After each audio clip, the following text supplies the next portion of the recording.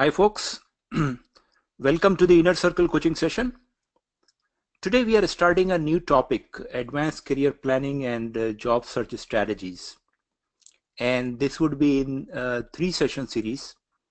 So this week we are going to cover advanced career planning today. Next week we'll focus on advanced job search strategies. And the third session, any leftover question answers and also some case studies for some of the people who are really doing very well and they have achieved some tangible results on the career planning and job search. I will share those stories with you in the last third session this month. So the format is that I will go with the contents from my side, and what you could do if there are any questions or any comments, you could drop in the question box during the session, and at certain intervals I will stop and pick up those questions and try to answer your question as much as possible. So just tell me that you can see my screen and hear my voice clearly. Some people. Okay. Thanks, Shailesh.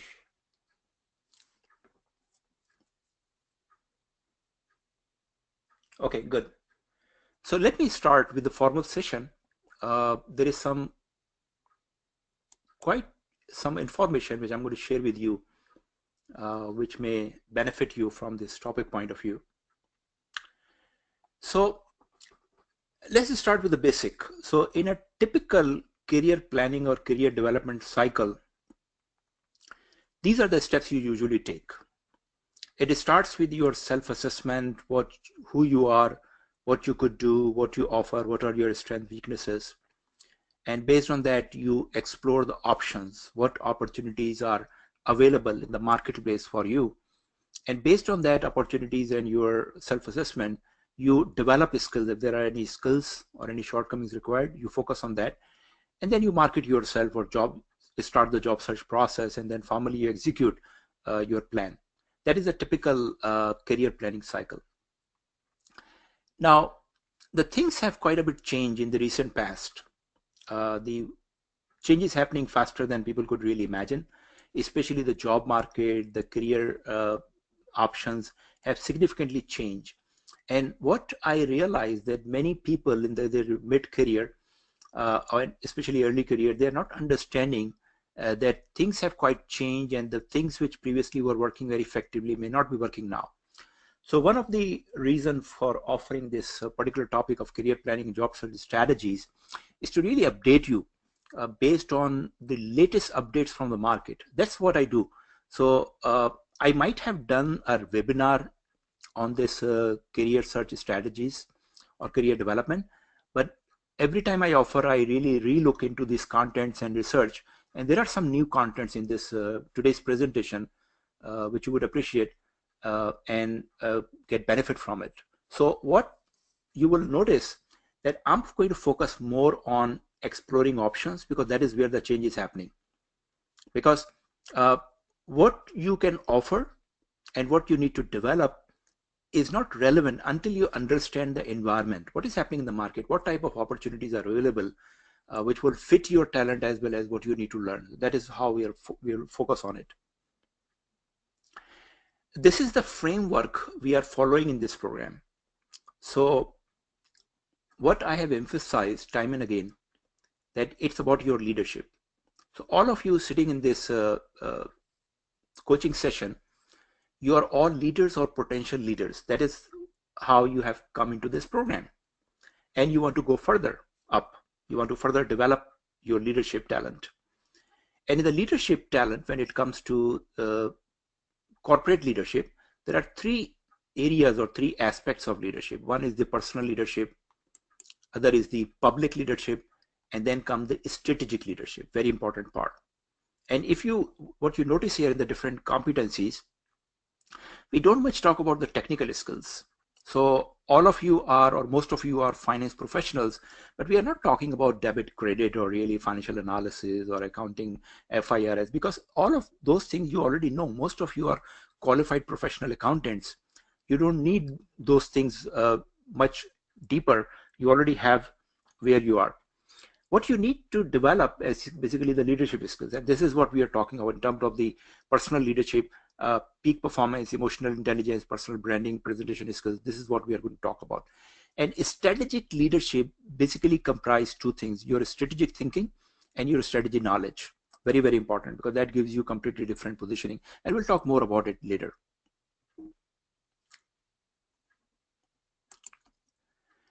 So this is something new I did not share before. This is a report from World Economic Forum. Actually, last year they issued this report, and there was a lot of talk and debate and concern about the future of jobs, the way things are changing, the way the corporate structures are changing, the way the technology is changing, the way the robotics is developing, artificial intelligence is developing. There is a lot of concern that future of jobs would be very different than what we have today. Now, an average professional have a career life cycle of about 40 years. If you start working 2025, then you keep working until 60, 65. That's a 40 years. That's a long time. In 40 years, a lot of changes are happening nowadays. My father, for example, worked for 40 years in one company. I think that's really past and history. Nowadays, professionals are making more and more job changes. Not that they want to, but it is the business environment and structure, they have to. So in this report, World Economic Forum, they predicted that by 2020, we would be losing 7 million jobs in all categories, 7 million jobs, because robots would take over, artificial intelligence would take over, other technology would change over. And of course, there are some new jobs being created, but new jobs are only 1.5 million. So 7.5 million jobs are going to lose, and 1.5 created, net deficit is 5 billion. That is still a big, big number. So that's one report, which was an update, what is happening in the market condition. They have, by the way, this is a very comprehensive research. If you want, you can dig into it deeper, very detailed report, and see yourself, but I just picked the relevant information for you. So main thing they want to talk about in this report is the skill disruption. What is the skill disruption? Something as your talent and your skills, which you know today and you are using, is very relevant, you are very successful, may not be relevant in 5 years or 10 years from now. And of course, you may have another career of 20 years or maybe 30 years. So what are you going to do about it? And here, some detailed numbers about the industries and the geographical areas they have mentioned. So based on their numbers, they say that by 2020, 35% of the core skills will change, will not be required anymore, will not be relevant. And industry which are going to affect, on the top is financial services, and then mobility, and then energy consumer. I think the most of you sitting in this session fit into the professional services, financial services, and somewhat in the information and communication technology, because most of you are finance and accounting professionals. So that is where you fit. And you could see those numbers are in the range of 35, 37, which is pretty high. So 35% of your skills would not be relevant. Now, specifically, it all depends what are you doing currently. You may be in the month-end closing process, or you may be in the finance business partner. That will make a difference. So here we are generalizing. If you look at the list of the countries, you could see India is on the top, China is on the top, and then even the European countries and Western world is over there. So it's pretty much mixed all around the globe that the change is going to happen. So keep this information in mind. We'll get back to it shortly. So as I said, there is a lot of buzz and talk about this thing. This is another report from another organization, which is based on the IT experts. And IT experts who know more about technology and automation, they foresee that 60% of the businesses would be impacted by automation in 5 years. Now, impacted is a big word. Their structure would change, their technology would change, but definitely a lot of jobs are done manually today would be taken over by robots and automation. This is their prediction, 5 years. Then on top of it, there is another report. This is from PwC. They know more about accounting and finance and business world and corporate environment. They are also predicting a similar pattern, that in the next 5 to 10 years, significant changes are going to take place in the work and the corporate environment. So this is going to affect jobs significantly. So we need to understand that before we really talk about career planning, we need to understand what is going to happen in the market we are going to work, because if it is going to change significantly, and if you plan based on the old information and all updates from the market, it's not going to be relevant very much. So besides that, these are the few slides which, based on my own observation, that automation is one thing, change of future of job is another thing. But the way markets and the businesses are reacting in the last 10-15 years, there is an oversupply of talent. More and more freshly qualified professional and degree holders are coming into the market. There is more commercialization of education also. So these institutions, professional and academic, they're also promoting education. Result is there is a lot more supply than demand in the marketplace, everywhere, in every field, in every domain, and in every geographical area. On top of it, businesses are becoming much more smarter. So businesses have learned how to do more with less. So although businesses are growing, but they are not hiring new people as much as they should hire based on their growth. Especially in the financial industry, when the global financial crisis happened in 2009, 2010, thousands of people lost their jobs in that industry. And everybody expected that in a few years the industry would recover and those jobs would come back. Well, the industry did recover in a few years, but all those jobs did not come back because businesses have learned to do more with less. Why do they need to hire more people?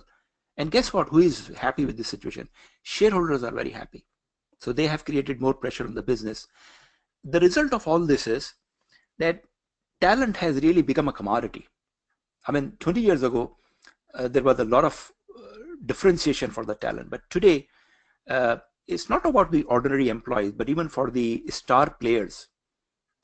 Most businesses know that even if they let their most talented person go, there would be 10 other people who will line up, and probably 5 of them would be better talented and cheaper.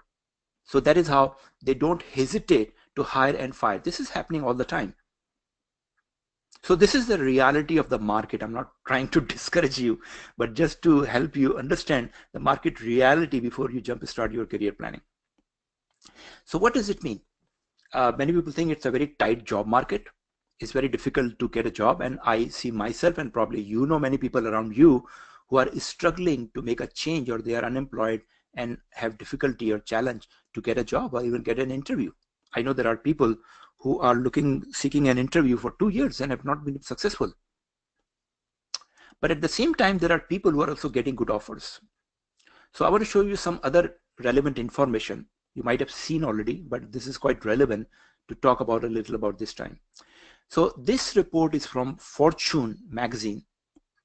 This year, 6 months ago, they published a report which is called the 100 Best Companies to Work For. And these are the top companies who provide best facilities, best environment for their employees. And they have, according to this report, they have 169,000 jobs available. 169,000. Now I remember the same report 1 year earlier in 2016, this number was close to $100,000, 100,000 people. So in 12 months, that open positions in these companies grew from 100,000 to 169,000, 70% increase. Think of that. And which are these companies? Look at this list. Google, KPMG, EY, Goldman Sachs, PwC, Hilton, IKEA, Marriott, Accenture, Adobe, Deloitte. These are the companies which really we want to work, right? And they have so many open positions. So why are they not able to find people so far? Why so many positions are open? Well, that's a dilemma. That people who are looking for jobs are not the ones these companies are looking for, right? Because the game has changed. It's a matchmaking problem. There's a lot of positions and jobs available in the market, not for the people who are actively looking for those jobs. And the dilemma is that those job seekers are not realizing, not understanding that it's a different set of skills and talent which is required, especially for these companies.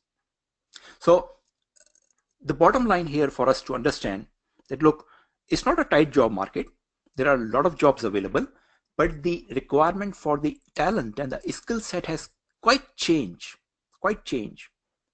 And unfortunately, those people who are stably employed with certain companies who have not gone through this change, they don't know this fact. They don't realize the market has changed. Only the people who have lost their jobs, or who want to make change in their jobs because of any reason, they are realizing that it's not working anymore.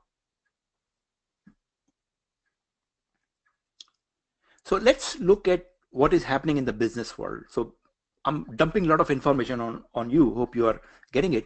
But let's build up that understanding a little one step further. So changing business model, what is happening there? Now, today's businesses are extremely complex. Look at the companies like Google and Apple and Microsoft. They are highly complex businesses. And why they are complex? Because there is a lot more increasing competition, globalization, and customers have become much more demanding. And the reason these businesses are successful is not a miracle. These businesses have worked very, very hard. But the result is that they have achieved success, but at the same time, they have extremely complex business models. Now, shareholders, basically who are the driving force for businesses, they are the owners, they want to see better results. So they require businesses to do more with less. And businesses don't have much choice because they are the owners, right? So businesses have implemented the processes and the structure which are highly efficient. And now with the help of automation and technology, they are realizing more and more with less and less resources, especially the human resources. The other thing which happened in the business structure over the last 10, 15, 20 years, that businesses have become a lot more integrated across functions and across geographies. So those of you who are working maybe for 15, 20 years would realize that 20 years ago, businesses were very much functional. There were functional silos. Finance would not talk to marketing, market would not talk to sales. And what is happening in USA, Asian countries would not know that in the same company. But today is very different. Today is all highly integrated. What happens in USA or Europe is happening at the same time in Asian and third world countries. Similarly, businesses are very, very integrated internally. So this is the new business model, which is still changing and evolving. Now, what has happened based on that change in the business model, all those things we are talking about? Role of C-level executives. I'm not talking about the CFO here only. Now, CFO is definitely a C-level executive, but this is applicable to CFOs, Chief Marketing Officer, Chief Operating Officer, CEOs, Chief Technology Officer, all senior level jobs. Even I would include the director level, VP level jobs into that category, executive level. So how their role have evolved over a period of time with all these changes. Now, CEO, who is the head of the business, is still the most powerful person. But CEO now need a lot more help and support from his senior management team based on the complexity of the business model. So in 20 years ago, model was very simple. One person could really rule the company and control and manage it. Today, CEO is still one person with a lot more complex realities. So CEO need a lot more help from their second layer of executive team. And the C-level executives, they are no more functional heads. So CFO is not only financial head. CFO is a business leader who has to support a lot to their CEO. Same goes for CTO, same goes for CMO, same goes for the C-level. They are definitely responsible to manage the functional organization in their businesses, but at the same time, they have to support the CEO of the business. So they are part of the executive team, and executive team is involved in everything. 20 years ago, it was not the case. And based on that change in the business model and change in the role of the senior executive, there is more demand of leadership skills, business acumen, and strategy. So CFOs, today's successful CFOs are not an expert on accounting or IFRS. They are probably expert on strategy.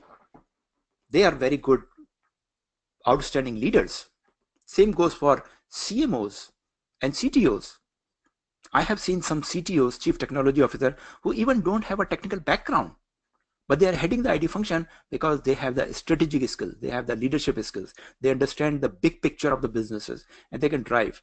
So any function, whether it's finance, accounting, IT, marketing, sales, production, quality control, there are always experts available in those functions. The chief C-level executive, the chief of those functions, doesn't have to have those all the skill at that detail level. Until I was CFO, that was 3 years ago, I never cared really memorizing and learning IFRS as a CFO, because I knew that my controller is supposed to know more about it and he has everything by heart. I was more focused and more involved in the strategy management of the business. That is a role change. This explains what I'm talking about more clearly to you. So for any C-level role, including CFOs and CMOs and CTOs and CEOs, yeah, you may have a background, technical background. Of course, CMOs are coming from marketing and sales, and finance is coming from finance. But as you grow in your roles, as you become senior in your jobs, there is less and less technical expertise required. And what is more required? More and more strategy, more and more leadership skills, more and more business acumen. I think at the top level, it's something like 80-20. That as a CFO, if you have 20% expertise in technical, that's good enough, but 80% you have to have the leadership, strategy knowledge, and business acumen.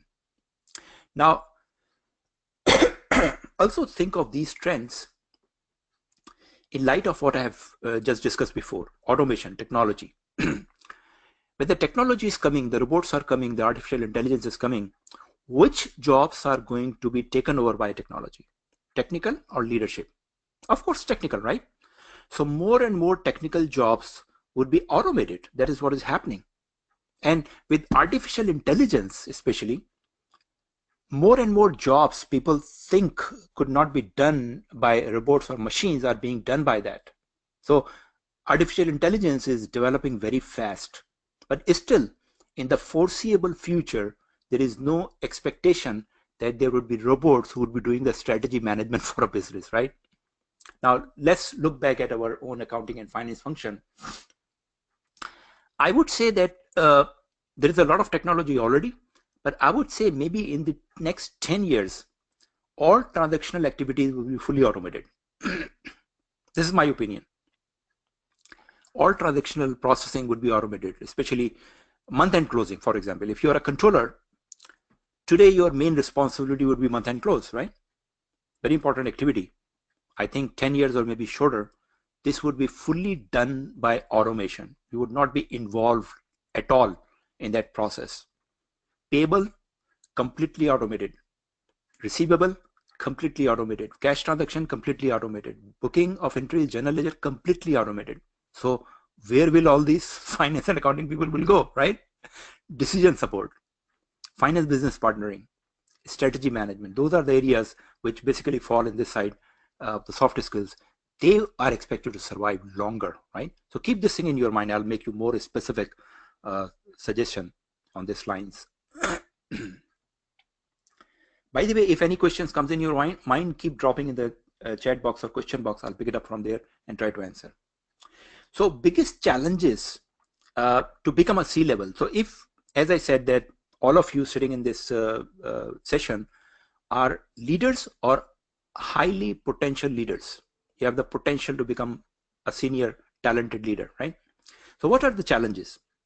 In another program, I did that survey with those people, and my question was that what is your biggest challenge? That why are you not yet a C-level executive, or you want to become but you're not seeing success? And these were also the mid-level executives, mid-level professionals, somewhere around the age of plus minus 40, and also qualified, and somewhere at the manager, senior manager level. And this is what they have answered. Now there were 210 replies, so it's quite good sizable sample, so we can rely on that. What they are saying: lack of communication, lack of their personal ability to communicate, 40%, office politics, 37%, lack of self-confidence, 34%, lack of experience, 32, bad luck, you don't understand what is not working, 13, and lack of degrees and certification, only 10%. So look at the pattern here. Now many people believe that, look, I wish I would have qualified from Harvard. I wish I would have CPA and CMA. I wish I would have done MBA. Well, that mattered at the beginning of your career. When you were starting your career, yeah, it did matter. Harvard qualification did matter, maybe in the first 5-10 years of your career. But if you are already 15-20 years in your career, that's irrelevant. And I think many people understand that's why they are saying only 10% that it's because of lack of my degree and certification. So once you are at the middle level, that doesn't matter actually. What really matters is your leadership and strategy. So look at the big numbers here. Lack of communication, lack of ability to communicate effectively. What is that? That's leadership, right? It's a leadership quality. Some leaders are very good communicator, very good speaker, very good influencer, and some are not. Those who are not, they suffer. Office politics, what is that? Now, office politics sound bad, but it is your ability to handle those politics around you. And there is no business or office where there is no politics. So you have to have the ability to handle that. If you cannot handle that, you are not a good leader. Self-confidence is entirely your leadership ability, right? If you don't have the self-confidence, you are not a leader. So what we are concluding here, that it's all about leadership. There is no technical reason for anyone not to become C-level. If they have good leadership, they become good leader. And if they're not good leader, they cannot become good leader, no matter what their technical qualifications are, no matter what their academic qualification, professional qualifications are. Now, you must have seen some people in their LinkedIn profiles or in their resumes list a lot of abbreviations of the different professional and academic qualifications, right? All ABCD is there, all elephant characters are there, but they are still not really at the very senior level position. If this is related to qualification and professional qualification and academic, then those people with a lot of abbreviation of ABC should have already been holding a CEO level position, right? But they are not. And the reason is that they are not really holding senior level positions because maybe they are not having leadership skills. So that trend is very clear from this survey. So look at this, look back at this chart. We just saw that. This is your success framework. No matter which function you belong to, if you focus on these three things, developing your personal leadership, your public leadership, and your strategic knowledge and strategy skills, that's all you need. Now, again, be careful. I'm not saying that your technical expertise does not matter. Wherever you are today, that was because of your technical expertise. If you are a financial controller, if you are a treasurer, if you're a senior manager in finance and accounting or IT or marketing, that was all because of your technical knowledge and your qualification and your academics. What I'm talking about from here, where are you today, now onwards, going to the top, that does not matter. That's still required because you have to get involved into those things. You have to manage people in those functions. But what is required is two things only, two things, strategy and leadership. Note it down if you have not. Strategy and leadership are the two things which really take you to the top. So also at workplace, what is happening with all these changes? So of course, we are talking about future of jobs, but look, titles and roles are changing based on those responsibilities and the structure changing in the marketplace. There are more and more C-level executive titles and roles based on the new requirement. There are chief strategy officer, there are chief marketing officer. It used to not exist at that level. In UAE, I think you know there is a minister of happiness. So also some innovation going on in also organization and corporate sector. And who knows that the title of CFO will exist 10 years from now or not? Who knows there if a financial controller is not required in the closing process, would that exist or not? We don't know. So experts are saying that younger professionals going forward will have 12 to 15 changes in their jobs and roles. Not necessarily 12 to 15 companies, but their roles would change based on the change which is happening. 12 to 15, that's a big number. And every time it would not be voluntary, it may be involuntary, that you are happy, you are satisfied, but somehow you are forced to make a change. Organizational are less hierarchical. So it's not that you are a manager and you are managing other people. That doesn't count. That's not required. But what is required, that how you create value into the business and create value for the business as well as for the people. So it's less hierarchical, which means less numbers, but more effective people. The keywords are adaptability, versatility, indispensability. So your ability to change faster, your ability to adapt yourself to the new requirement, your ability to do multiple roles, multiple responsibilities. That is what really matters today. So I'll explain more on that part. And continuous learning is never ending process. No matter how many degrees and certifications you have done, it's never ending. Some of the information you gained earlier is becoming obsolete. A lot of new information is coming up. So again, expert says that if you want to stay where you are, you need to spend 10% of your time learning new things. And if you really want to make progress, the number is 15 to 20%. So let me look at the chat box, question box, to see if there is anything I need to respond.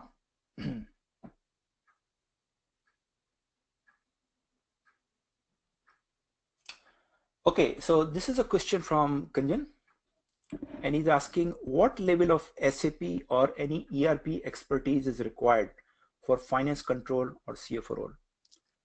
So Kunjan, to answer your question, I could tell you in the last 10 years of my career, 3 of the CFO roles I was offered were because of my SAP knowledge and expertise. I had a chance to work in 5 companies which had SAP, so I developed some expertise. And one of the reasons they hired me, these 3 jobs, was my SAP background and knowledge. Today, there is a lot of value for the ERP experience for finance and accounting people. The dilemma is, would that be the same 5 years from now? We don't know. As I said, the technology is developing very fast.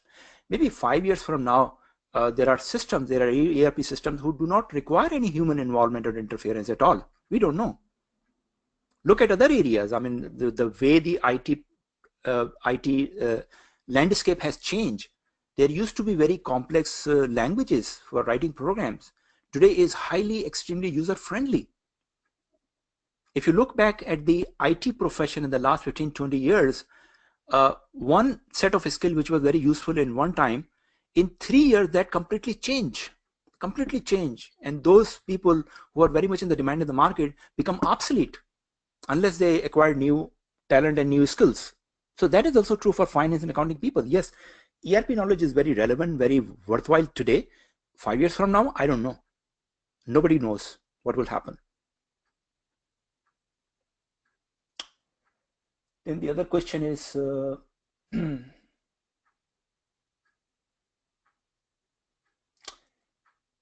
please also comment on the points of in the session from an internal audit perspective. Now, I'll explain that a little bit in more detail. It's the criteria you could judge it.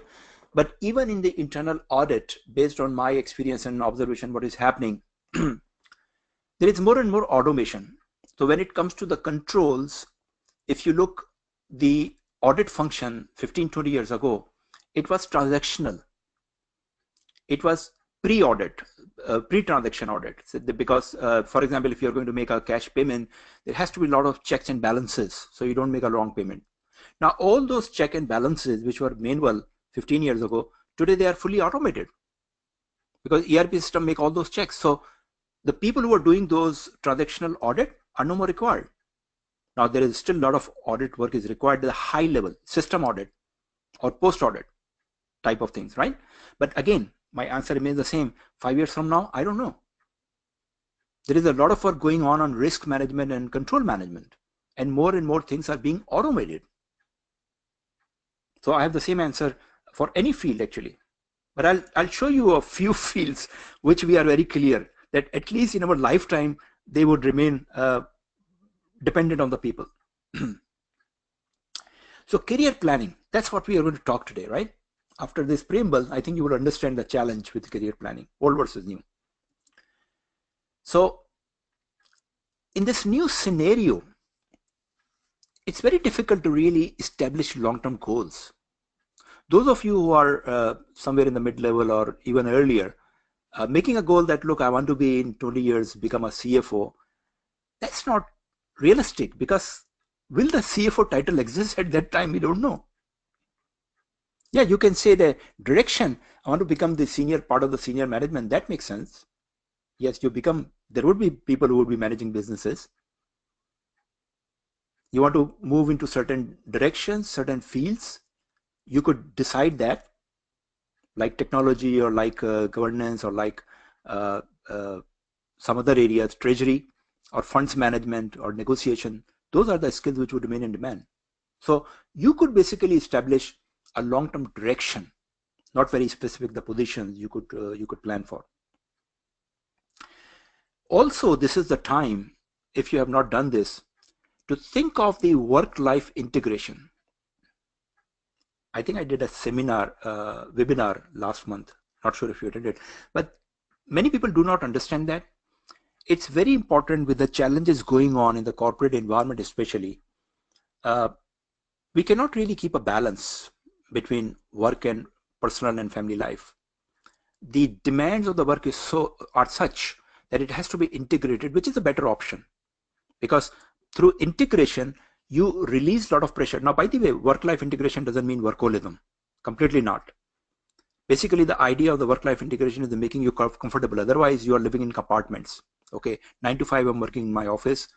I cannot do anything on my personal part, and then it's my personal life. I don't want to do anything on the work part. Now, once you become a senior executive, C-level especially, forget about that. Because there is a 24/7 responsibility. It doesn't mean that you are working 24/7, but if something goes wrong during your personal time, you have to be attentive. So it's based on the work-life vision and work-life integration. You need to see what is important for you, what is relevant for you. That's part of the life vision exercise. I will show you briefly, and I have done a separate session on that. I'm not sure if you attended, but that is what we are talking about. So that's one thing. Establishing long-term direction based on your life vision and your philosophy of work-life integration. Then using short-term goals. So I'm not saying that you move in the dark completely or blind. You still have to make some short-term goals specific, but they are also within the boundaries of your long-term direction. Here we are talking about 1 year, 2 year, maybe 3 year and 5 years goals, not more than 5, after 5 years, give you some clarity. And then make regular refreshes. So maybe every 6 months or maybe 1 year, you give some time, like going through the session you are going through, right? So I'm trying to combine all the information, all the updates going around us, and giving you feedback that this is what we now know right now. 1 year from now, I don't know. We don't know. So at least what we know now, based on that, we can make some adjustments and refreshers. And then also think proactively. What is going to change? As I said, that if you are involved in the month-end closing entirely, you are a very successful, very brilliant, very respectful financial controller, but your main job is month-end close, maintaining the ledger and the books. Think again. What is the future? As I said, 5 years, maybe 10 years, it would be completely automated. Then what else you could do? That you need to think today. That if that goes in that direction, then I have other skills I could use to make myself still useful, worthwhile for the businesses. Whatever function you are in, especially the people who are on the transaction side, they need to think even more aggressively. And keep investing yourself to stay relevant. Now, when it comes to the training, and I'm in the training and coaching business now, I think the biggest challenge for people or professionals is that they don't have time for training. It is as if that you are really trying to saw down a tree and you say that I don't have time to really sharpen my saw. I don't have time, I'm too busy, right? So it's inevitable. It's really foolish and stupid that you continue occupied in your current job and not developing yourself. It's suicidal. So I don't care whether your employers take care of your training and development or not. It's first your primary responsibility. Now, there is also a little bit interesting twist on this thing of training and development. 15, 20 years ago, when the talent was not a commodity, employers were much more loyal to their employees, good employees especially. So they will really train and develop them for the lifetime career. They will invest in them, they will train them, they will spend money, and those people will work for those companies. Today, generally speaking, with some exceptions, talent is a commodity, right? As I said earlier, employers know that if they fire one talented employee, 10 would line up. So why would they need to invest into their employees? So now there are still a lot of companies spending a lot of budgets on their employees. I'm not saying it's completely eliminated, but as a professional, your leadership development first is your responsibility. You cannot complain that, look, because my employer is not spending any money, I'm not learning. This is suicidal. You would lose your marketability if you don't invest in yourself. So if your employer is doing it, good. That's an ideal scenario for you. But ensure that this is the minimum level of training and development you require to keep yourself marketable. And if your employer is not doing, then you take the matter in your hands and you do it yourself. Now, I think most of you sitting in this program and all of my other programs, most of the people, 90% people come with their own investment, own financing. And that's what I like, because these are the people who are the proactive leaders, who think about their leadership, who think about their future, and they take measures and actions. And I don't like corporate trainings anymore, because if the trainees are nominated by corporate, they take it as a good time to take some time off, sitting in the training, not paying attention, just having some fun. I don't want to train those people anymore. I don't enjoy that.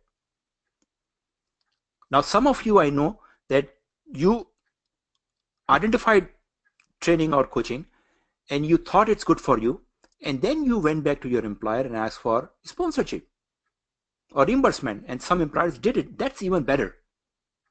But initiative has to come from you, whether you invest or your employer spend. And let me give you additional advice. Many people think my boss would never agree, my company would never agree to training. You don't know. You don't know.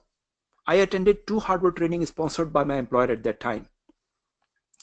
And in one of the company, I was the first one, the last one ever sent to Harvard, because I asked it. I made a case for myself. So never underestimate the power of your employer to spend money on your training. Okay, now be ready. I'm not sure if there are some millennials already in this group, but now millennials are getting into the mainstream work, and we find more and more of them. And soon, some of you would face a situation where millennials have become your boss. Now, millennials are very different people, because they have grown up in the internet environment. Their lifestyle is very. Look at your younger kids, younger children, and see that what is the difference when you are growing up and the way they are growing up. I have a granddaughter who is even not 2 years old. Not even 2 years old, and she has already learned how to operate an iPad. She already recognizes the button for YouTube and Netflix, and she knows where to increase the sound and where to switch off and switch on. Amazing. I was so amazed that is the potential of human being if they're given a chance. So now there's technology around. So these toys are available in the hands of the babies, and the babies are showing their talent. Amazing, right? And all of us in the matured age, all of us have the same talent, provided we are given a chance. We are not giving ourselves a chance to exploit that talent. So I hope this one slide career planning gives you sufficient idea that where are we today? What can we do in terms of career planning and what can we not? So let me check the questions again. Now in questions, try to make it general question here. If you make it very specific to your situation, then we are not doing justice with other people in this session. So I want to tackle the questions which really sort of general and give everyone some useful information.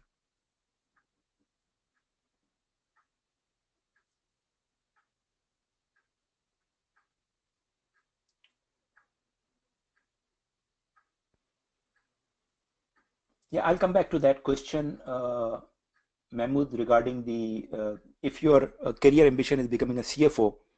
I'll come back to that, how you could still keep it in your career planning.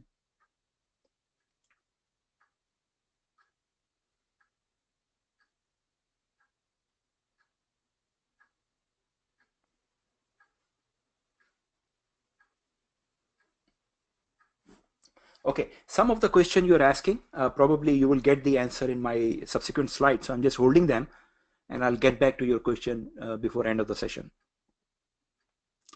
Okay, so let's get back. Let's step back and look at our situation a little broadly.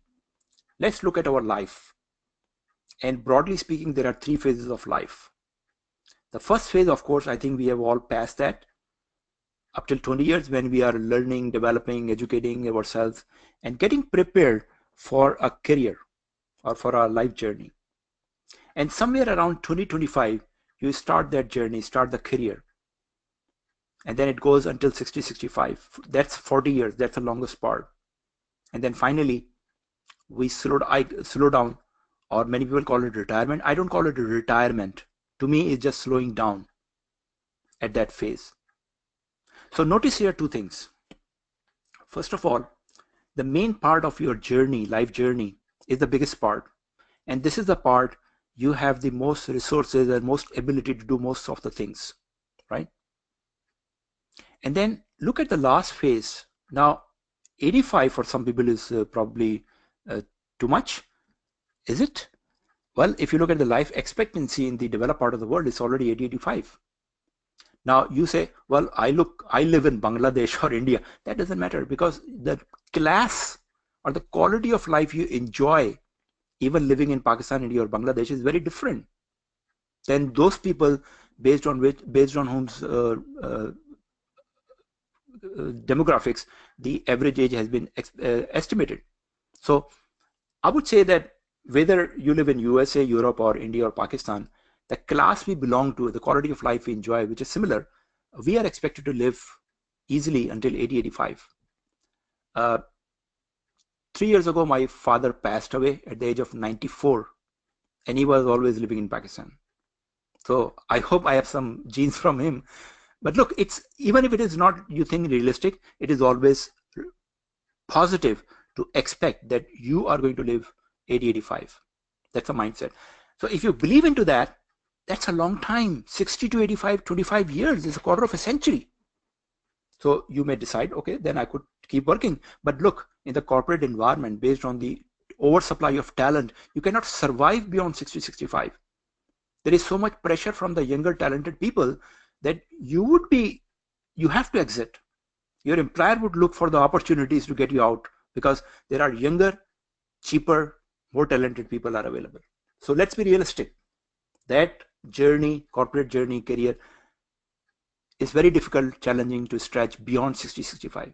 So these are the three phases. Now step back again. And I think most of you are in the middle, definitely. But you are also hopefully or probably in the middle of the middle, somewhere around plus minus 40 years of age, right? Plus minus 40.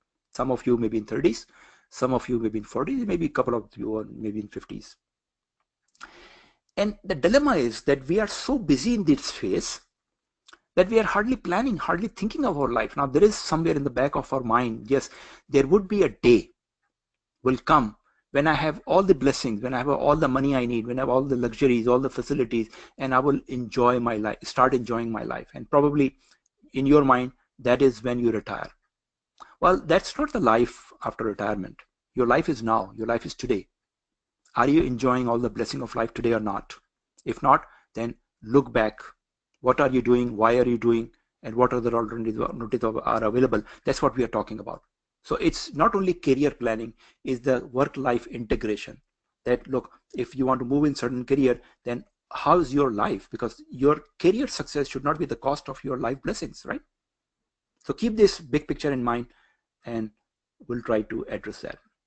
So big picture, what you want to do in your life vision. Usually that vision is for towards the end of our life. I wouldn't say end, I would say the third phase, really, start of the third phase. So somewhere around 60, 65, you would vision that, look, I would like to have my own business, or I would have enough money to really spend a happy retired life, or I would really want to serve my community, or I would like to develop my children and my family, whatever it is. Think of that, whatever inspires you. Now, just a caution for those people who think that I need a couple of $1 million just to spend happy retired life. Well, the actual statistics from USA, those men especially those who have had an active executive lifestyle and they retire and they just want to relax and do nothing, they die in 5 years. Just 5 years. Because they have money, they have everything, but the feeling that they are no more important, they are no more required, kills them in 5 years. So my caution suggestion is, don't plan for a happy retired life. Always try to do something, maybe at a lower speed, not that hectic, but you should have some activity planned for that part. 60, 85, 25 years, a lot of time. And you are busy right now in all these things, right? Career planning, mindset, work-life integration, strategic thinking, peak performance, capacity. That's all we are focusing about, right? That's good. This is not irrelevant. These are the means toward an end. You will achieve your vision by working on your current things, current goals. So your current goals in terms of your career development, leadership development are all relevant. If not relevant, then you need to align with that. If you want to establish your own business in 60, 65 years of age, are you learning the right skills? Because some people think that, okay, now at the age of 65, I have retired. Let me start my business from tomorrow. Too late, forget about it. There has to be a smooth transition. I got myself retired earlier. I could have worked another 10 years in corporate as a CFO. I was very successful, good reward, but I had a different passion. My passion was really provide teaching, coaching, and develop leaders. That's what I'm doing. So I made a tough decision to drop myself from a very lucrative position and start something very different. Now it's definitely I've paid my cost, but it all based on your clarity of your life vision, what you want to do. And today I think I'm having a reasonable success because I took the right decision at the right time. So you need to see back on this chart, what is your overall purpose of life, what you want to achieve when you are 85 years of old and you look back at your life, what you would thinking at that time, what you would have accomplished or what you did not accomplish. The thinking at that time. Think today. Take yourself into that role, 80, 85, and think, look back, and then feel blessed that now you still have time.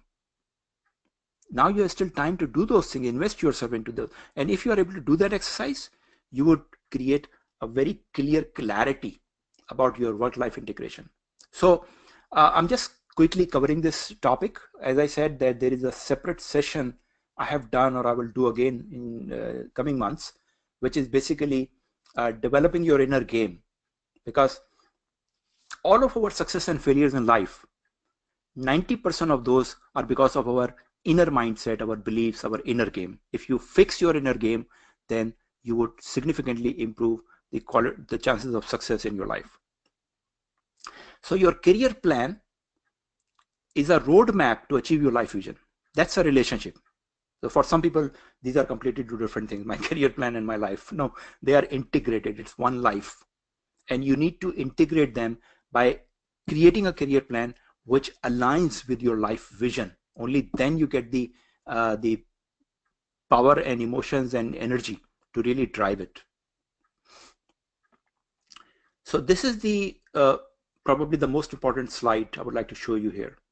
And this is actually a summarization of what I have been talking about for the last 1 hour. So we talked about your personal life or life visioning. It starts from the bottom in this chart. So it starts creating the right mindset or fixing your inner game, I call it. Once you clarify your mindset and your inner game, you are ready for the work-life integration as well as for peak performance. So you need to utilize your full potential. As I said, that we are born very smart. God has given us a lot of capacity. We don't use it unless we are given a chance. So gear up, prepare yourself for that part, and your peak performance is your potential. Once you are there, then you need to focus on two things.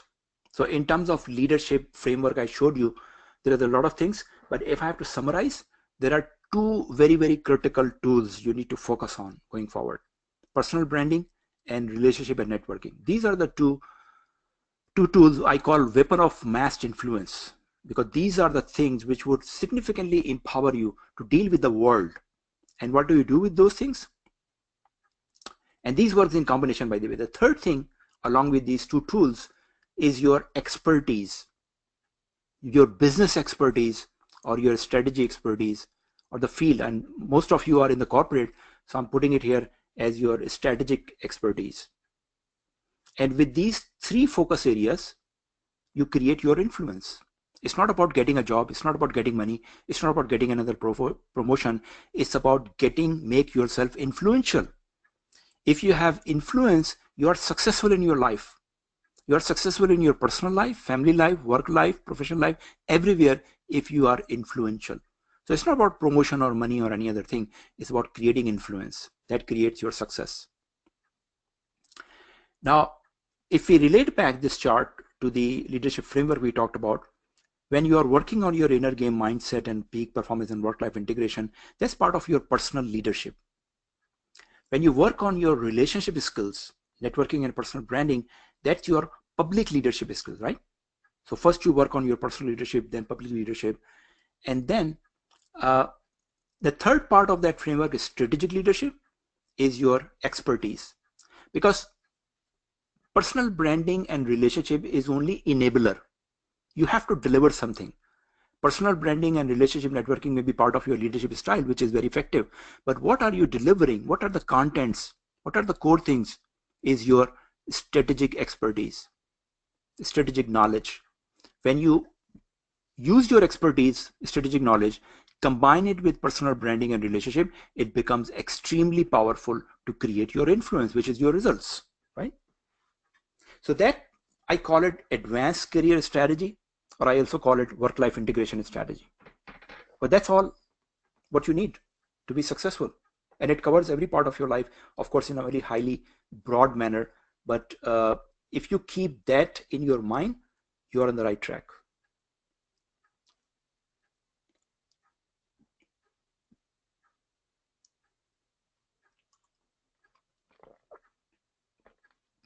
I'm looking at the question box now.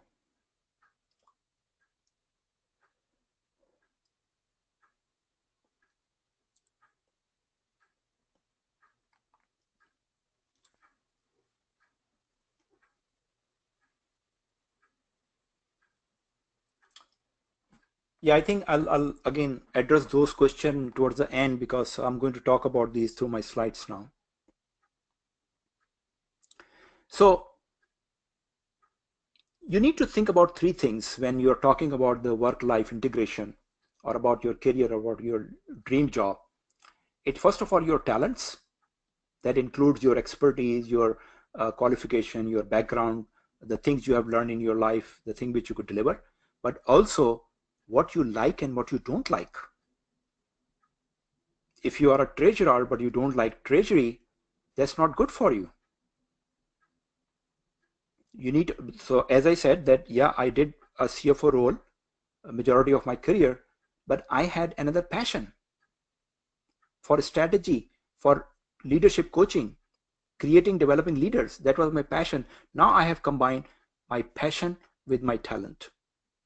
It's a better place for me. And thirdly, I created a business for myself, because you need some economic resources not only to keep you running, but also to motivate you so that you feel that you are creating value.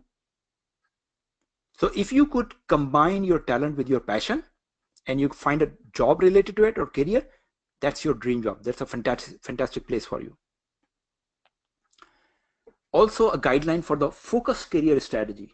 So how do you focus? So as I said, going back to the previous chart I showed you, your inner game, very important, and your leadership development. So all of you following my inner circle program for a few months, you are going through a leadership development step by step, one by one, right? That's we are covering. To give you the focus of personal branding and networking relationship, these are the two hints I give you. That try to develop your personal branding around your industry expertise. So if you're a controller, there are a lot of controllers, but if you develop a brand controller in retail industry, that's something different. If you develop a brand like a controller in oil and gas, that's different. I projected myself as my brand manufacturing CFO for a long period of time. So many manufacturing companies became interested in me to hire me as a CFO, because that was a different positioning. than just saying that I'm a good CFO. There are hundreds and thousands of good CFOs, but there were not many CFOs with good manufacturing background experience. Similarly, when it comes to the networking and relationship building, many people get overwhelmed with that. Just focus on LinkedIn. Until last year, I was advising people to really follow on Twitter, Facebook, LinkedIn, a lot of other platforms. I've changed my opinion because LinkedIn has become so powerful that if you just invest your energy and time into LinkedIn, you would get a lot more results and reward. So these are the 4 areas you need to focus to develop and deploy your career strategy going forward. So also another very important topic which I would like to briefly talk about. Many people ask me, like some of you are asking, that what do I need to do next to keep myself marketable or keep my talent current. Some of the mid-career professionals who are already somewhere around plus minus 40, or they already have a CMA or CPA, they said, okay, should I do another MBA? Should I do another executive MBA? Should I do another accounting qualification? And my general criteria to answer is really that if you are already close to your middle of the career, it's a little too late. Now, in the beginning of the career, investing in the formal education is good because you have a long period of time to get return on it. But in the later part of your career, especially if you have already hit the middle, your self-education is much more rewarding because at this path of the career, employers and hiring managers and recruiters are not looking for degrees and certification. They are looking at your experience. Let me give you a very powerful example from my own career. When I moved to USA, so originally I'm from Pakistan, I think most of you know that. And then I moved to Singapore working for Philips Electronics. Then I moved to USA. When I came to USA, I was quite young. And I thought, look, this is the company which have really transferred me to USA. That is why I'm here. But if I have to find a job in USA, probably I have to do another CPA or another MBA in USA. Only then I will get my job, right? This was my thinking.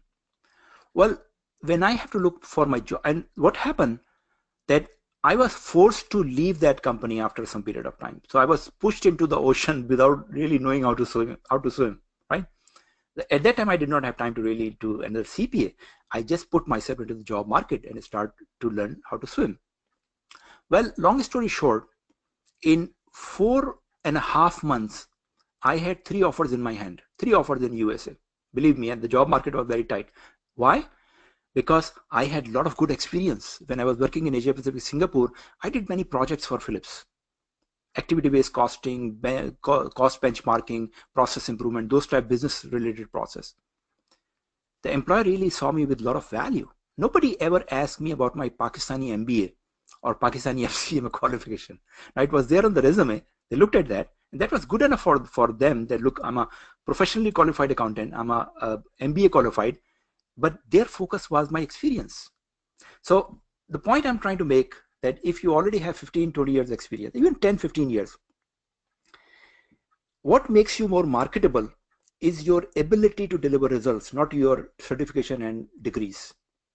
So if you want to continue learning, forget about the degrees and certifications because at that level, it's big investment from time and money point of view. Just keep yourself focused on self-education. Like this coaching session. It's a self-education. It's not a formal program. Every weekend you come for less than 2 hours and I think you get good material. You follow up and you're learning very fast. Those of you who are sitting in this program for a few months, you know how much you have learned. Those of you who have attended my strategic CFO program, you know how much you could learn on your own in 12 weeks. 12 weeks, more than an executive MBA, right? That's what you need. You need to leverage. You don't have much time. So you need to leverage with how you could achieve more results by less resources, less time investment, less money. How could I create more results? This quote is from Jim Rohn. I don't know if you know Jim Rohn. He's one of my guru mentor. This is what he said. He said long time ago. And he was talking about money. I'm talking about success. Self-education will give you a lot more success with a lot less resources. Okay, let's get back to that study of the World Economic Forum, more specifically what they are talking about. So they actually also listed a list of skills, what is in demand and what will be in demand in 2020. That's an indication to understand what skills do we have and what will be in demand. So look at that list.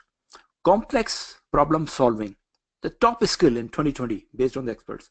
Critical thinking, creativity, people management, coordinating with others, emotional intelligence, judgment and decision making, service orientation, negotiation, cognitive flexibility, that's your adaptability.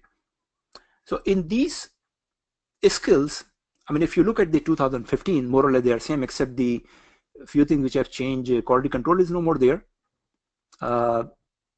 Active listening is not there.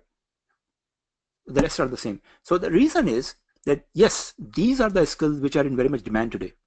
But there is clarity, there is visibility that they will remain in demand based on whatever we have accomplished in the technology and in artificial intelligence. It looks like that at least in the next 10-15 years, the complex problem solving would remain in the domain of human being. Robots would not be able to solve those problems, or critical thinking, or the people management, or emotional intelligence. That's a new one, right? In this list, you don't see emotional intelligence in 2015, but it's in 2020. That's a new skill, more in demand. Cognitive flexibility is a new skill. If you look at these 10 skills under 2020, which roles, positions come in your mind? Definitely not a controller doing the month-end closing. Definitely not a payable administrator. Definitely not someone processing documents. These skills fit the profile of senior executives, C-level executives. That's what they need to do, more and more. So all of you today, I don't know whether you have those skills or not. Probably you have some level of skills and you have the potential to improve, but you have the potential to develop those skills to the level where it will take you to a C-level position very clearly, right? So you need to make an assessment and see that what are the skills required for your current role, and what role you are expected to have in 5-10 years, and what is required for those roles. So if you want to become a CFO, do you have critical thinking? Do you have creativity? Do you have a level of emotional intelligence which will make you successful working with large number of people? This slide I'm showing you now is from the PwC study.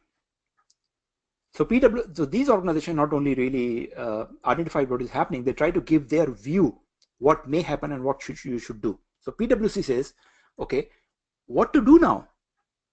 And there are two key results here are that based on 10,000 workers, 10,000 employees they surveyed in Asia and Europe and USA, 37% of them are worried about automation putting their jobs at risk. And this number was 23% 2 years ago, now 37. So more and more people are finding it that their job is at risk. And then 45, almost half of the people think that long-term employment in the future is unrealistic. Thinking that your job would be stable, long-term employment is unrealistic going forward in future. So what you need to do, look at the right side of the slide. So it says act now. First of all, many people think, oh, we are talking about future. We are talking about 2020, 2030. I don't know. I don't want to think about it. Well, it's not far future. It's now. Change is happening now, today. So you need to do something now. At least we are talking about career planning. So at least for the career planning, we need to think about it and do whatever we need to do. That's one thing very clear, that we need to really act now. Number two, no regrets and bets. So this means that you would say, okay, I want to become a CFO, right? Or I want to become a chief technology officer. I want to become a chief risk officer or a strategy officer. Very specific, next 10, 20 years. And you invest entirely. Or you say, let's take a little bit more relevant example. You say that I want to become chief audit officer, chief compliance officer. I would be an expert on compliance and audit, including all those frameworks.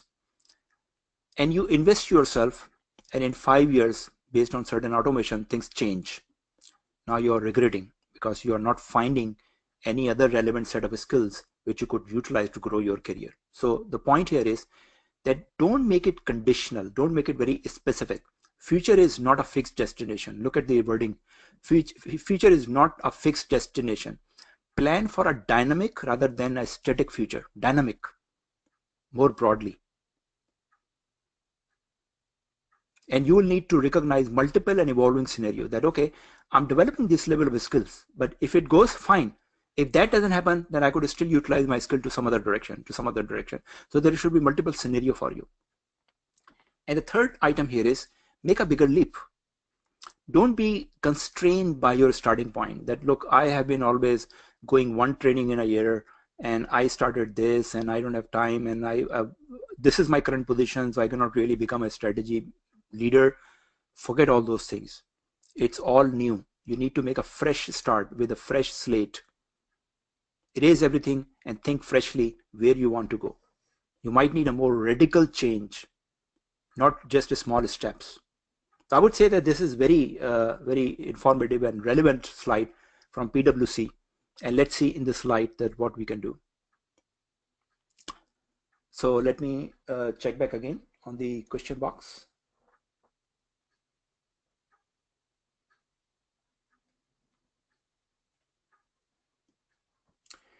Yeah, there is a question that what is self-education in your point of view? Self-education is all different things other than formal education. If you have to go back to college, get a degree, do another certification, those are examples of formal education.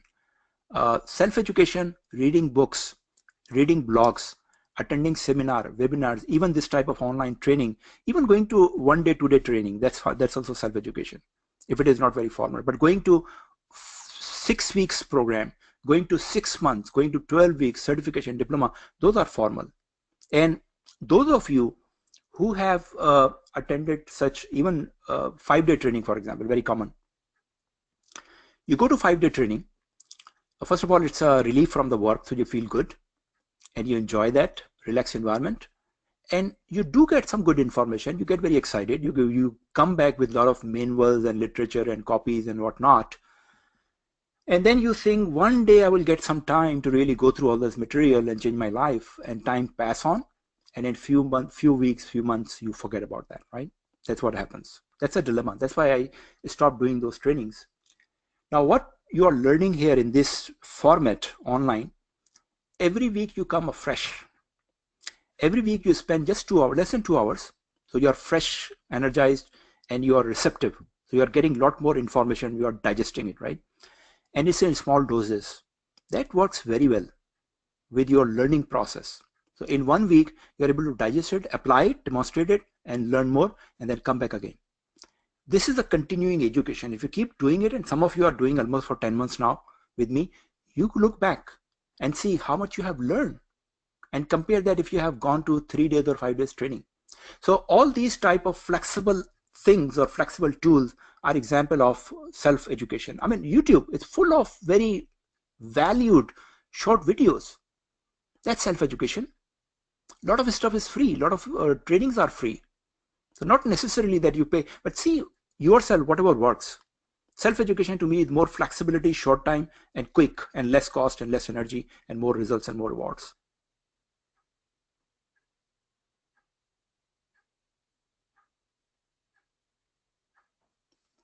Okay, so I hope you are a little bit motivated right now with all this information. So you have a desire, since that is why you are already here in this session. You made a decision to really develop yourself. You have a willpower, determination, passion, everything. So you feel that, look, I'm ready. I'm ready to move into this direction. Does it work? Well, the reality is that 95% of the people would not do anything no matter what. So I'm not putting you in the 95%. I think all of you sitting in this session are already part of the 5%, which is leaders. 5%. So it's a 95-5 ratio. 95% of the people are not stupid, but they are laggards. They talk, they agree with you, they show their concern, they make a commitment, but end of the day, they wouldn't do anything. You have already taken at least one step to enroll in this program and learning actively, so you're already a leader. Now, that's unfortunate that 95% of the people are laggards. That's an opportunity for you. Opportunity that you are competing only with 5%. You're not competing with 95 because they're not moving. You are in a race. 95% of the people are not running. That becomes an opportunity. So take it as an opportunity that, look, everybody is not moving up and you have already made a decision, so it's easier for you. So that is why I'm saying that despite all these things like desired, need, decision, these are cheap. People could really get motivated and passion, but wouldn't say anything. Now, how do you make it happen? I also learned this hard way. How to make it happen? You need to create a structure, a process. So you go every day to your work, your business, right? You have a structure, you have a process, you have a boss to report, you get support from other people, you look at other people, peer pressure, you are recognized for good and bad performance, you are rewarded, and it's a formal, structured environment. You work, right? Every day you go to work and spend 10, 12 hours over there. But on a weekend, you are just slow, lazy, because there is no structure. Your only thing you could do is your motivation. So anything you put yourself into a structure works much faster, much better. I learned myself when I moved from a CFO role to my own business. I struggled in the beginning because there was no structure, no accountability, no support, no peer pressure, no recognition. I had to struggle, but I learned it very quickly. Okay, so I'm going to give you some practical steps to adopt going forward based on all this information. So strategy is one of the very, very unique skills. If you develop now, it is a broader set of skills which will take you to multiple scenarios. Of course, this is required to becoming a CFO. You could become a CEO also, the head of business. You can even go to the marketing if you understand strategy. So as I said earlier in the beginning of session, there are two things, leadership and strategy. You are already learning leadership. I think most of you are in my program for several months. So you're covering those leadership step by step. Strategy I don't teach in this program, inner circle session much, because it's a deep subject. And some of you have already done that program with me. Some of you who are following inner circle, you also joined me in this 12 weeks strategic CFO program, and you completed it, and you know that how quickly you learn and how effectively you learn. So my advice is that build up your strategy knowledge and skill in addition to your leadership. And how do you become a strategist, like someone who is really seen as a strategic CFO or a strategic leader? Not only that you build your knowledge, but you have to demonstrate that knowledge and create a brand. So when you develop that knowledge, you start conversating with other people about strategy, right? You only can do that when you have strategy knowledge, right? But that tells other people that you are very strategic. If there is opportunity, you also make some strategy presentation and training if you can do that. And gradually you get involved in strategic projects in your business and started to champion a strategic idea or initiative, and finally you own and drive a strategic product. That gives you a very broad set of skills and positioning and branding that you are basically prepared yourself for the senior management role. Hopefully it would be CFO, but if not CFO, it could be any other role, because as I said, in the senior level, the functional technical competency matters far less than your strategic and CFO knowledge. And you could say, well, I'm currently analyst only. Okay, don't let your job limit your boundaries. You have the potential to become a successful leader, strategist, strategic leader. Think from that point of view, that don't worry what you have done and what you could do right now. What is your potential? That is the main thing we are talking about. So what you could do, you could go to one of these Ivy League schools and do some 12 weeks or 6 month or 1 year strategy program, which is practically not possible for many of you because it's very expensive, time consuming. Or you could do a quick executive MBA. Many schools in Dubai and Abu Dhabi and other places offer that, but very expensive, time consuming. Or you could do read books like me. So I have been to Harvard a couple of times, but I did not do any executive MBA or any serious long-term studies from this college. I developed my strategy knowledge mainly through books. I have 25 books in my home library. You could do that if you could, but hopefully most people won't have time for that. Also at the same time, as I said, that you could go to 5-day training, 6 weeks training, and you come back and it still does not work effectively. The reason I'm doing this program, because I learned myself. I spent my life in corporate and I realized and learned what works, what does not work. So from practical point of view, the traditional educational model is also not working. So I created this strategic CFO program, again, based on my experience and really based on my observation for working with people like you. And I said, look, there is not much time and there is some serious information people need to grasp very quickly. So I created this framework. In this, you can see there are 12 modules, and these are around the understanding value creation, measuring value, and minimizing value. Again, what is required in a modern business model. And I created a program. I offered this program, I think that was last July, as a pilot program. Many of you from this inner circle program joined that. Many of outside my other program joined that. I think total there were 46 people who passed through this program, and they have done it now, and their feedback is amazing. And I realized myself the program we have created is amazing. Now I could say boldly that this program really beats any executive MBA program. And one of the students, Khalid Noor, who is the CFO of Novartis, he said that he didn't learn that much strategy going to Harvard, what he learned in this program. So my suggestion, again, I'm not forcing you, but based on the scenario, I'm suggesting you that I have opened up the enrollment for the new session, new batch or group.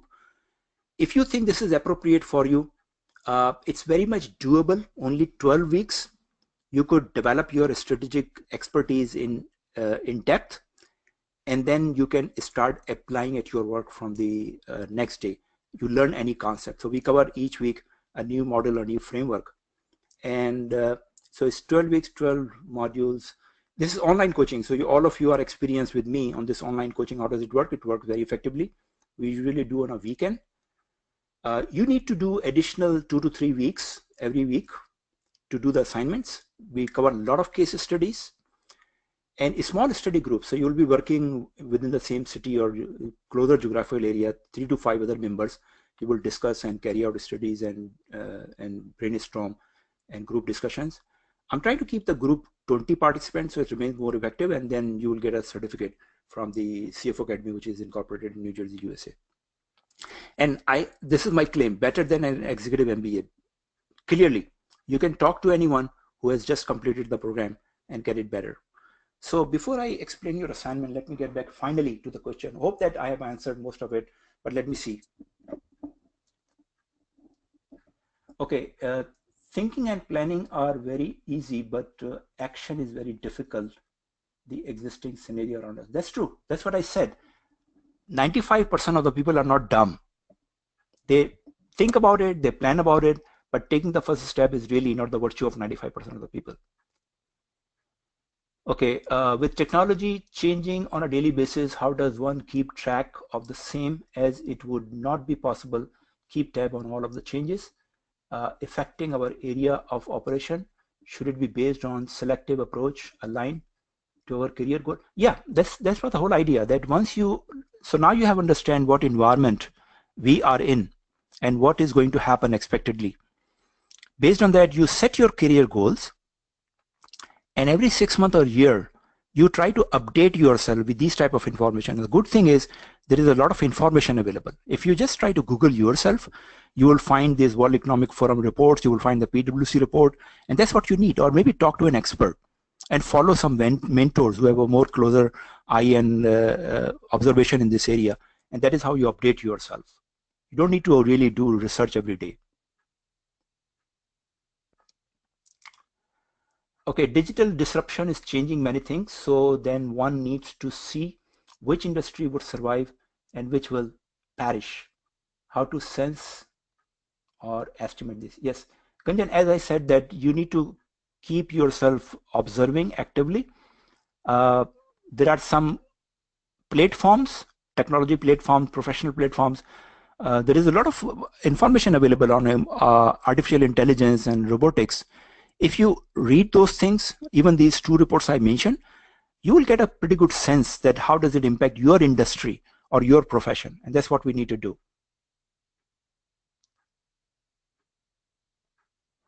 So I think that is what is in the question box. There is one more. How can we know what employer is searching? I think we'll cover in this question in the next session. So next session, I will try to focus on job search strategies. So what I suggest you should do between now and next session, try to carry out this exercise which I suggested you. So carry out a personal SWOT analysis. And if you don't know what SWOT is, just Google it, SWOT, You will find it a very simple and effective exercise. Then try to do the life visioning exercise. And this is what where you see yourself in the last phase of your life, 60. What are you doing? What you want to accomplish?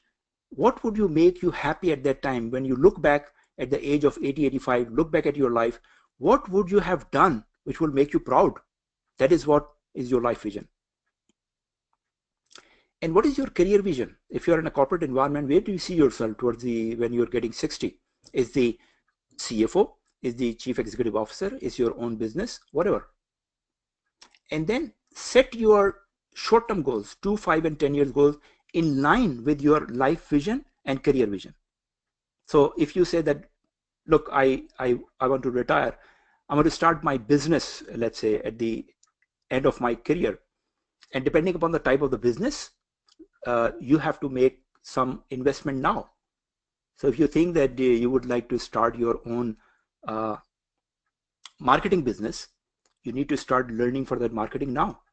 So your career may already be in marketing, and you need to learn more in marketing from that point of view.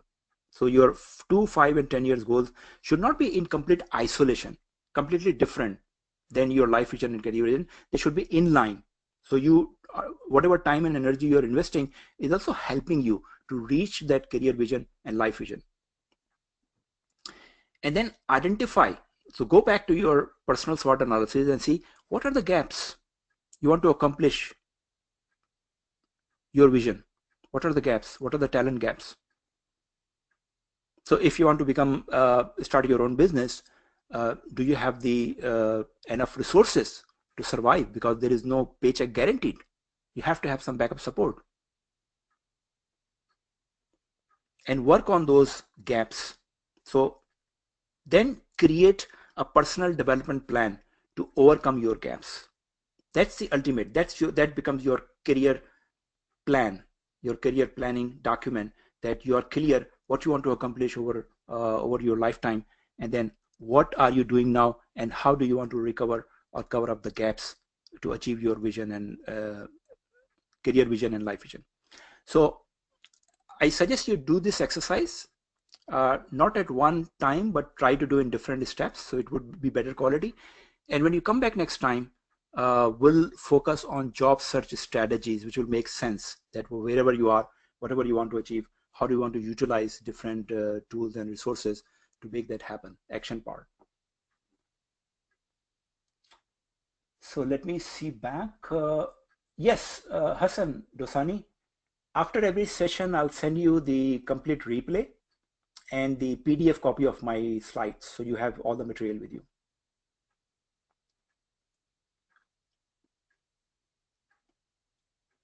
Okay, so I don't see any other question at this moment of time, and I think we have also hit the clock with the duration of the session. So thank you very much for your listening and your attention. I hope the session was useful. Please do your exercise, because that is the best way to get the most benefit out of the next session. So until that time, please, if you have any questions, you can drop me an email. Otherwise, we'll see you next week. Thank you very much, and goodbye now.